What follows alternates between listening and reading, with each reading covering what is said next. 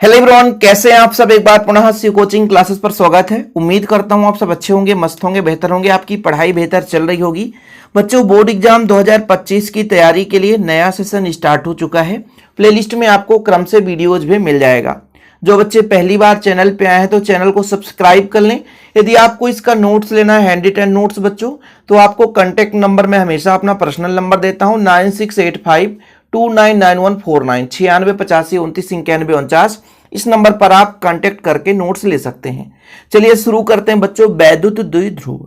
वैसे द्विध्रुव का मतलब दो आवेश हो, सीधा सिंपल सा है। द्विध्रुव, दो ध्रुव हो, विजातीय आवेश और एक अल्प दूरी पर स्थित हैं तो उन्हें हम बोलते हैं वैद्युत द्विध्रुव। Electric dipole. अब देखिए, वैद्युत क्षेत्र किसी भी आवेश से उत्पन्न हो सकता है। मान लीजिए हमारे पास अंतरिक्ष में या किसी भी निकाय पर एक आवेश है, किसी भी पदार्थ पर एक आवेश है, प्लस क्यू आवेश है। अब इस प्लस क्यू आवेश के कारण विद्युत क्षेत्र रेखाएं बाहर की ओर चलती हैं। ये तो सबको पता है कि प्लस क्यू आवेश से विद्युत क्षेत्र रेखाएं बाहर की ओर चलती हैं। इससे विद्युत क्षेत्र जनरेट हो जाता है। लेकिन हम बात करते हैं वैद्युत द्विध्रुव।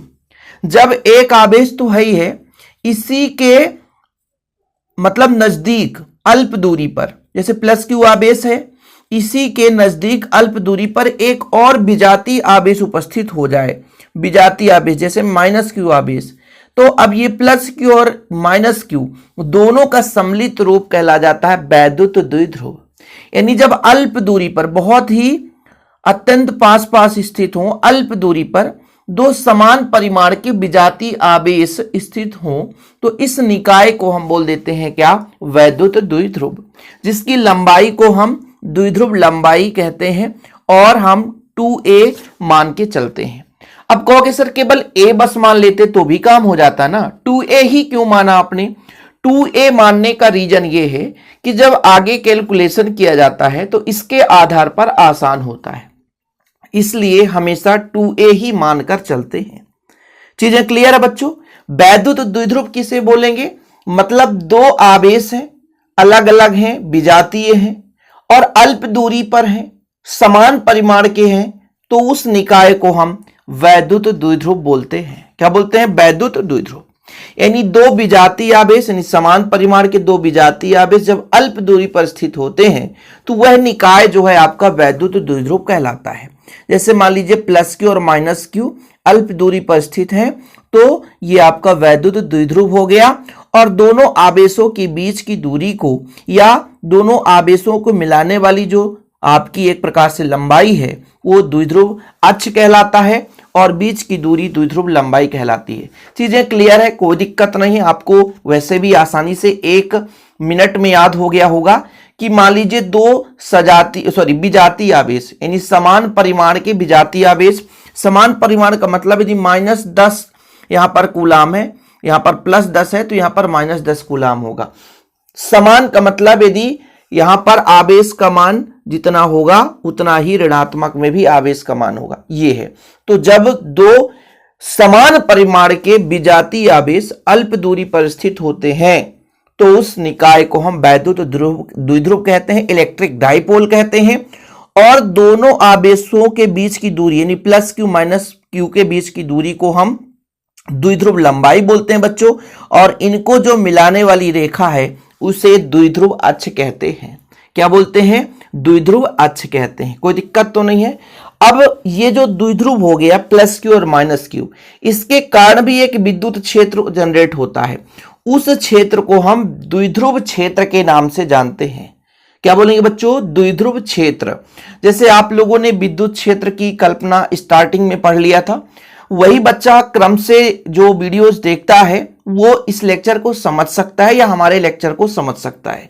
कोई पर्टिकुलर एक लेक्चर देख रहा तो उसको समझ में नहीं आएगा। इसलिए मैं अपने छोटे भाई बहनों से आग्रह करता हूं कि प्लेलिस्ट में और वीडियोज ऐड हैं, जाकर के वहां आप सारे वीडियोज देखा करो। ओके, तो मैंने कहा कि एक सिंगल आवेश है तो उससे वैद्युत क्षेत्र उत्पन्न होता है।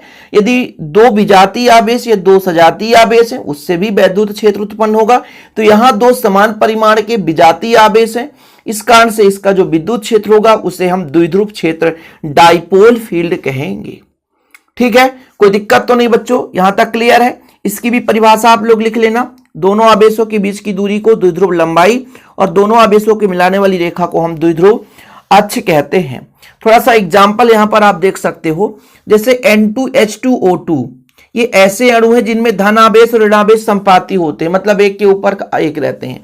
तो यहां पर ये कुछ अलग है, लेकिन यहां पर आपका H2O, HCl, NH3 ये ऐसे अणु हैं जिनके धनावेश के द्रव्यमान केंद्र और ऋणावेश के द्रव्यमान संपाती नहीं होते, मतलब इनको भी दो भागों में बांटा गया है।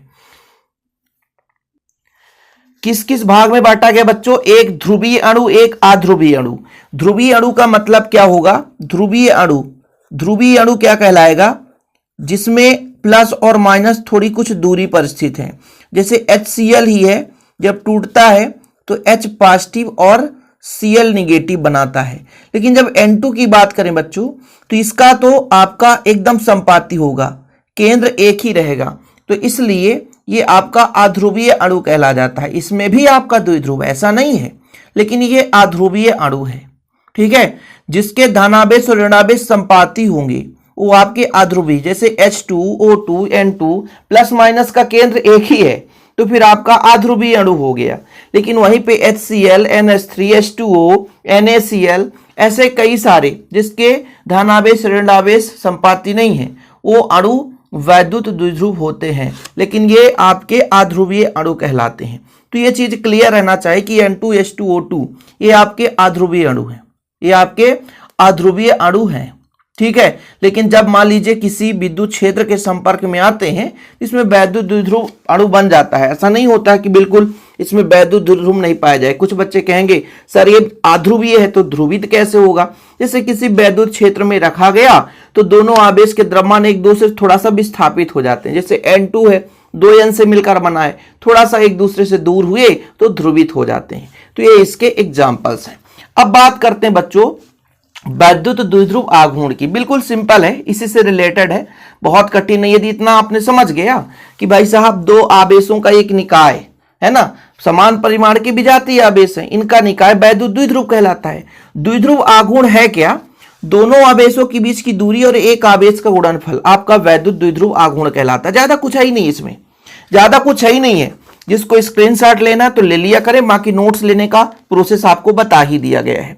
तो बच्चों वैद्युत द्विध्रुव आघूर्ण कहलाता क्या है कि एक आवेश हमारा Q हो गया और दोनों के बीच की लंबाई हमने कहा 2a, तो इसका वैद्युत द्विध्रुव आघूर्ण कहलाता। कितना सिंपल है, वैद्युत द्विध्रुव समझ लिया तो द्विध्रुव आघूर्ण समझना आसान है कि वैद्युत द्विध्रुव के किसी एक आवेश और द्विध्रुव के लंबाई के गुणनफल को, वैद्युत द्विध्रुव के किसी एक आवेश और द्विध्रुव की लंबाई के गुणनफल को वैद्युत द्विध्रुव आघूर्ण कहते हैं, ठीक है। यदि प्लस Q माइनस Q आवेश से निर्मित, और वही आपने जो डायग्राम देखा, प्लस Q और माइनस Q आवेश से निर्मित वैद्युत द्विध्रुव है, दोनों के बीच की दूरी 2a है, तब आपका वैद्युत द्विध्रुव आघूर्ण हो जाएगा P बराबर Q इंटू 2a। एक आवेश और दोनों के बीच की दूरी का गुणनफल वैद्युत द्विध्रुव आघूर्ण कहलाता है, ठीक है। इसमें कभी कभी ऑब्जेक्टिव पूछा जाता है किस प्रकार से राशि है, तो बिल्कुल एक सदिश राशि है। इसका मात्रक देखेंगे बच्चों तो आवेश का मात्रक होता है कूलाम और आपका लंबाई का मात्रक होता है मीटर, तो कूलाम मीटर हो जाएगा। इसका मात्रक यदि हम पूछे SI मात्रक कूलाम मीटर, कई बार पूछा गया है ऑब्जेक्टिव में, कई बार कूलाम मीटर हो जाएगा। भाई वैद्युत द्विध्रुव आघूर्ण है क्या?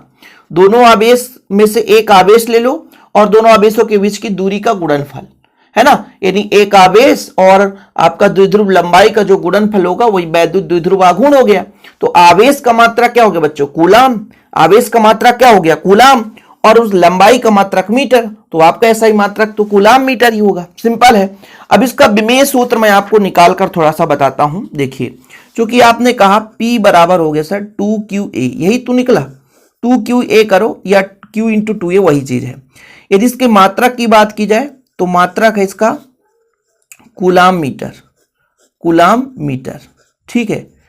आवेश का मात्रक कूलाम होता है और इसको हम धारा गुणे समय लिख सकते हैं। आवेश बराबर होता है धारा गुणे समय, और ये मीटर है, ये बच्चों मीटर। अब इसका विमेय सूत्र निकालते समय m लिखते हैं, तो द्रव्यमान है नहीं, दूरी है क्या? मीटर है, दूरी तो है, तो ये हो जाएगा L। टाइम है क्या? हाँ समय है भाई, तो टाइम हो गया। और धारा एम्पियर, तो ये हो गया आपका विमीय सूत्र। ये क्या निकल कर आ गया? विमीय सूत्र किसका? वैद्युत द्विध्रुव आघूर्ण का विमीय सूत्र। यूं आसानी से आप लोग निकाल सकते हो। वैसे यहां पर डायरेक्ट निकाला है कि भाई साहब आवेश का होता है धारा गुणित समय, आवेश का होता है धारा गुणित समय, और लंबाई का हो जाएगा मीटर, तो हो जाएगा आपका m0। द्रव्यमान है नहीं, m0 का मतलब द्रव्यमान ना होना। तो ये आपने सीख लिया। बच्चों अक्सर हम एक छोटे छोटे लेक्चर क्यों लाते हैं जानते हैं? आपको बोरिंग ना लगे, मजा भी आए, इंटरेस्टेड भी रहे, और कम समय में आपको एक छोटा सा टॉपिक भी तैयार हो जाए। और किसी प्रकार से आपको डाउट हो तो आप बिल्कुल हमें कमेंट बॉक्स में बता सकते हैं कि सर यहाँ पे हमें डाउट है, ताकि हम आगे चलकर यदि लेक्चर लाएं तो आपको वहाँ पे डाउट क्लियर कर दें। ठीक है, तो फिलहाल अभी के लिए इतना ही। जिस बच्चे को अभी नोट्स लेना है तो कॉन्टेक्ट नंबर मैंने दे रखा है 9685299149, 9685299149, या डिस्क्रिप्शन पे हमारे ऐप का लिंक भी मिल जाएगा, वहां से हमारे ऐप से भी आप नोट्स बाय कर सकते हैं। फिलहाल अभी के लिए इतना ही। जय हिंद, वंदे मातरम।